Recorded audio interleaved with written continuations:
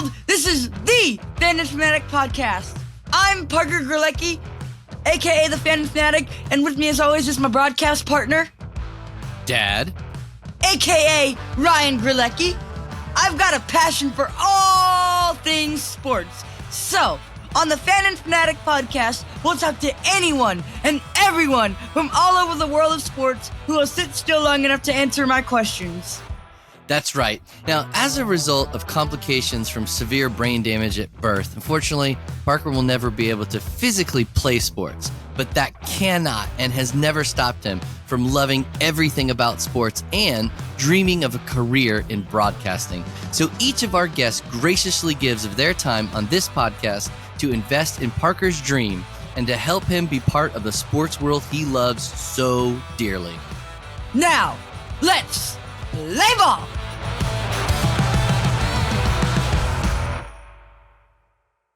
Welcome back, Fanatic Addicts. Today I would like to introduce you to a man among giants, a giant among men, and a man who I can't believe I'm speaking to of his stature, Mr. Joe Theismann, the man, the myth, the legend. So, Mr. Theismann, I appreciate that. Thank you.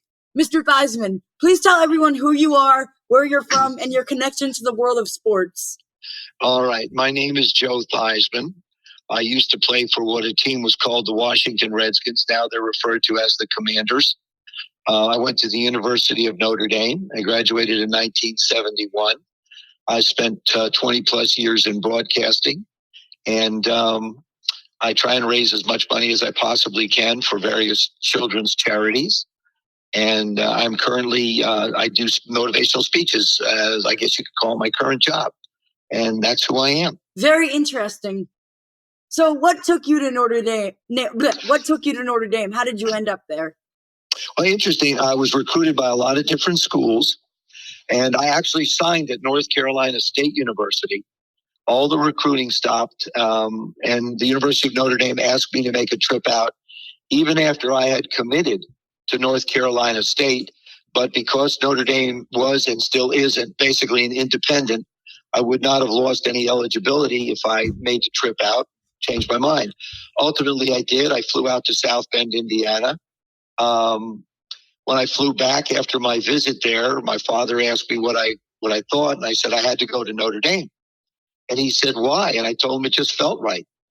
And I've believed this forever, since that time in my life, that a lot of times our gut makes a better decision for us than even analyzing things to a great extent. So I trusted my gut and wound up going to the University of Notre Dame, and things worked out well. Very interesting. So what is your favorite tradition at Notre Dame? You know, obviously it's watching the marching band come out. Oh, yeah. To watch our band come out of the tunnel and perform before the game and at halftime is one of my favorite parts. And of course, winning. That's the other thing, watching the team win. Was this in the Newt Rockne days, or was he like, or were you way, way, way after his tenure at Notre Dame? It was way after. My coach was Ara Parsigian at the University of Notre Dame. Nice. And it comes to my attention that the pronunciation of your name was changed in college. Can you tell us that story? Yes, as a matter of fact, I was Joe Theismann from South River, New Jersey, until the beginning of my senior year at the University of Notre Dame. Our sports information director called me in the office, asked me how I pronounced my name. I told him it was Theismann. He told me it was Theismann. I told him again it was Theismann, and I told him it was Theismann. And he ultimately, I called my dad, and I said, "Dad, how do I pronounce my last name?" And he explained it was Theismann. I told Roger that it was, and he said, "There's a trophy out there called the Heisman Trophy." Roger Valdesari was our PR guy. He said, "There's a trophy out there called the Heisman Trophy. Think you have a chance to win it." I had a really good junior year, so we were getting ready for my senior year. And so as he explained to me, he said, "We're not going to count on just the reputation of the university nor your athletic ability, but we think by just simply changing the pronunciation of your last name from Theismann to Theismann, you would have a chance to be able to win the Heisman Trophy." And that's how my name became Joe Theismann. So did you ever win a Heisman Trophy? I did not. I finished second to Jim Plunkett in 1971. So how does your family pronounce the last name? Do they say Theismann? for Theismann. Back when I'm back in New Jersey, I'm still Joe Theismann. Yes. And it just so happens that journalist Paul Feinbaum, you probably, do you know who Paul Feinbaum is? Yes, I do. I watch his shows. Does a great job with college football. Yeah, me too. I've actually been on that show several times, so I'm going to give a shout out to Paul.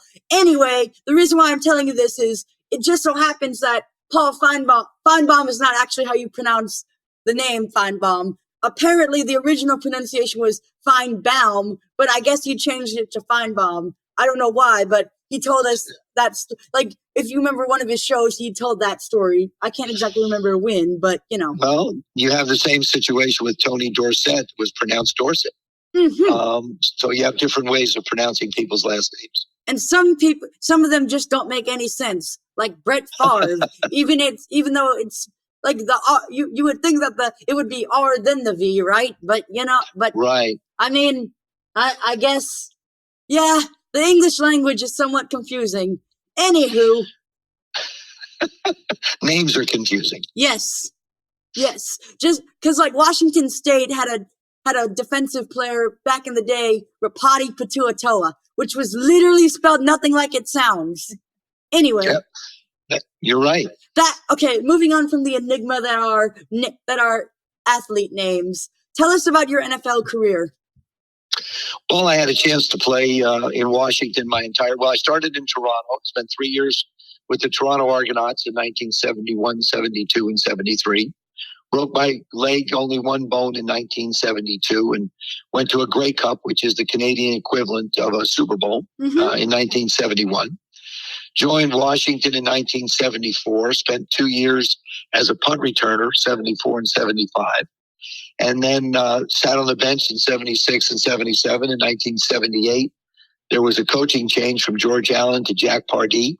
And Coach Pardee gave me a chance to play quarterback starting in 1978. He got fired in 1980, and Joe Gibbs took over in 81. And I wound up playing, the next 5-6 years for Joe. And then in 1985, my leg was broken. It ended my career, but during that period of time, we went to Super Bowl 17 and won it. We played in Super Bowl 18 and lost to the Raiders. And not too many people realize this, but I actually broadcast Super Bowl 19 for ABC TV with Frank Gifford and Don Meredith, two legends in the game of broadcasting. So it was a fabulous run for me in Washington. I actually aspire to be a broadcaster. Some of my heroes are broadcasters. Like who? I mean, you probably don't know him, but actually, no. Rod Bramblett, who was the voice of the Auburn Tigers for a while, and then, of course, Paul Feinbaum, but he's not really a broadcaster. Anywho, right. Dominique Wilkins, and then, yeah. That's great. It's always good to have people to model yourself after and learn from. But it's mostly radio guys, like, I don't know, Eli Gold from the University of Alabama. Yeah, those guys. Sorry. Sure. I know. Do you remember the feeling when you won the Super Bowl? Did what? Do you remember the feeling that you had when you won the Super Bowl? Oh, absolutely, I do. It's the most incredible moment of my life in the world of sports. It's fulfillment of a lifelong dream. You dream about it, you think about it, and then all of a sudden the opportunity is there. And when you have a chance to win it, it's almost undescribable or indescribable when it comes to basically the emotions that you go through. So I'm going to add on to what you said about Joe Gibbs. It just so happens that he owns a NASCAR something. I mean, like yes, he's very successful in NASCAR. As a matter of fact, he owns Joe his own team, is the only person I know that is in the Professional Football Hall of Fame and the NASCAR Hall of Fame. Yeah. It just so happens that through Ace, I got to go when they did their, like every year Children's Miracle Network, they have the Racing for Miracles. Sure, that's right. So last July, June, or whenever, during the Quake, they chose the Quaker State 400, and and every year during said Children's Miracle Network NASCAR race, they always choose a driver to represent children's. Anyway, so who happened to be Christopher Bell, who drives for Joe Gibbs Racing. So so they had a media day, they had some of the Miracle kids do drawings, and the drawings were on the car, and so they had a media day where they unveiled the car, and Joe Gibbs was there, and he was wearing his ring, so I got to try on his Super Bowl ring. That's wonderful. Yeah, he's got 3 of them. I do have another question about broadcasters. Did you by any chance call Super Bowl 45 with one Bob Papa? No, I did not. Actually, well, I did. We did an international broadcast. Bob and I did it out of New Orleans. We did an international broadcast. So yes, I have done Super Bowls with Bob as well. Was it Super Bowl 45? It was the one in New Orleans. I'm not sure of the exact number. Yeah, I don't, because I saw it on a YouTube video, a highlights from said Super Bowl 45, but in Lego form, and it was you and it was you and Bob Papa calling the game. Yeah, it probably was Super Bowl 45. I could send you the video later. I don't know if you want to check that out, but I appreciate you. That's thank you. That would sorry, be nice. I know I'm totally sorry. Okay, sorry.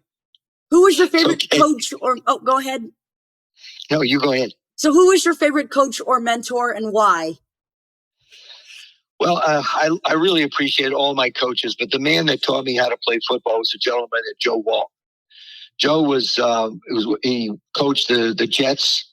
There's a stadium named after him at the university in Pittsburgh, and he was a very special man. He really taught me about reading defenses and how to play the game of football. So what's his name? Joe Walton, Walton. And there's a stadium named after him? Yes, there is. Which stadium is it? I'm trying to think of the college, but it's in Pittsburgh. But you can look it up and find out. Could it be Duquesne University? Where? Duquesne University? Nope, it's not Duquesne. Okay. No. But that was a good guess. I know it's not the University of Pittsburgh because, well, that's correct. It's not that either.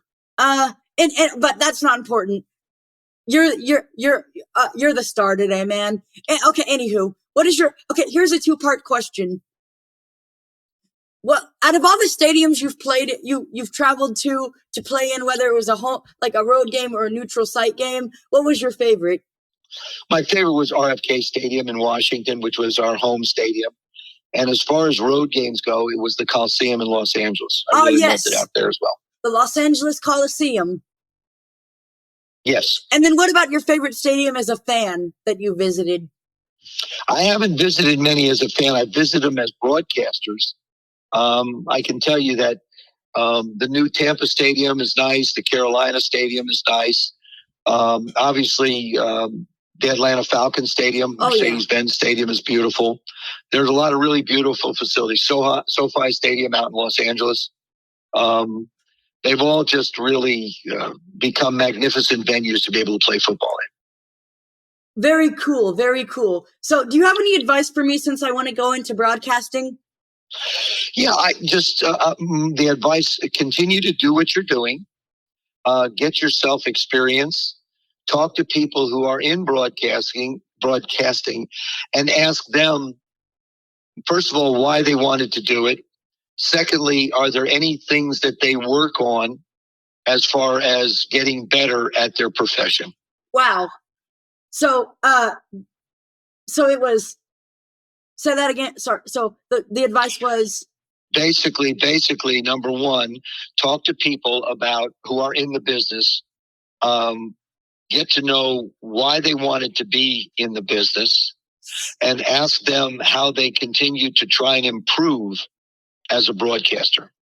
One of my favorite things to do is like I'm an avid sports fan, and but I'm from Atlanta, so but I've become a neutral fan, and there's a story behind that. But since but this isn't really about me. It's about you. So once we go off the air, if you don't mind sticking around for a few minutes, I'll tell that story. Absolutely. So like, what I'll do is I'll listen to like, I'll basically listen to any game on the radio. But there's always that one game I can't listen to. You know why? 2 words. Geographical blackouts. Oh, geographical blackouts are the worst, you know? Oh yeah. Like imagine this, like you go on a business trip on the other side of the world and but your home team has a game, right? Well, at this day and age, with the technology and television, you pretty much can watch anything if you have the right network. But the question is, how the heck would you bypass the blackout policy? Like, I mean, sure, you could get like a streaming service. Sorry. We'll talk about this later. I know. It's okay. So besides you could get a streaming service. You're right. So besides the Super Bowl, what is the greatest sports moment of your career? It would be beating the Dallas Cowboys in January of 1983, before the Super Bowl we played in. The opportunity to be able to play the Cowboys at home for a chance to go to the Super Bowl was a game to remember. Very cool. Very cool. So, yeah. Do you have a number? Do you have a sporting event that is on your bucket list that you haven't attended yet that you want to attend? That's interesting. Probably maybe the Masters at Augusta. That's definitely on my bucket list, to be able to go to the Masters and watch those guys play, because I love golf. Very cool. Very cool. So any other stories you think our listeners would like to know? I think we've covered an awful lot, to be honest with you. So I think it's been a great opportunity, Parker. I appreciate the chance to be able to do the show with you. I wish you all the luck in the world. You have a great foundational start. I love your enthusiasm and your passion for the game, and I just wish you all the luck in the world. Yeah, thank you. So you're welcome. Okay, on this podcast, we are all sports fanatics. So the last question we ask, as a fan, what do you think is the all-time greatest moment in sports? Gosh, oh gee, how do you pick one? I mean, there's so many spectacular moments when it comes to sports. Mark Spitz winning as many gold medals as he did in the Olympics. Obviously the incredible games that are called the Super Bowl. There's so many of them that have been such magnificent moments. I really don't know one in particular, to be honest with you. I just love sports like you do. Yes. So there's a lot of great moments. Thank you so much, Mr. Theismann. Oh, and can you do me a favor and share this podcast with anyone and everyone you might know who is somewhat connected to the sports world, like maybe former NFL players like yourself? I'll do everything I can, Parker. Oh, and here's another question for you. So I know that the Commanders are now the Commanders, but they used to be, I'm not going to say it because I don't. I know what they used to be. Do you still refer to them as such, or have you been referring to them as the Commanders? I refer to them as they are the Commanders, but when people introduce me, they introduce me as a former Washington Redskin, because that's what I was. Yeah. I mean, I kind of wish they had stuck with the name football team, the Washington football team. A lot of people feel that way. They feel that, but we're probably going to have a new one in a year or so again. So I think new ownership's going to change the name. Very cool. Very cool. All right, Fanatics, I hope you enjoyed this week's episode of The Fan and Fanatic. Thank you for joining us, and thank you for all of your support. Don't forget to follow or subscribe, or whatever your podcast app says to do, and you can follow us on Facebook, Instagram, and YouTube. For my broadcast partner, Ryan Grelecki, this is Parker Grelecki saying, Game, Set, Match!